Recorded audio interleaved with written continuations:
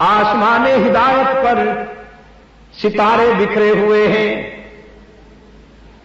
اپنے اپنے انداز میں چمک رہے ہیں، سب کی چمک نگاہوں کو لبھاتی ہے، نگاہوں میں کشش پیدا کرتی ہے، لیکن آسمان ہدایت کے ستاروں کا یہ مجموعہ جب یکجا ہوا تو سراج منیر کہلایا۔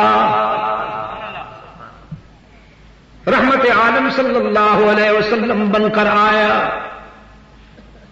وہ دیکھیے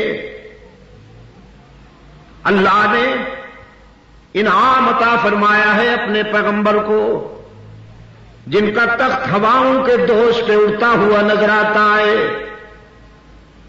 سیدنا سلیمان علی نبینا وعلیہ التسلیم ہوا کے دوش پہ اڑتا ہوا نظر آتا ہے۔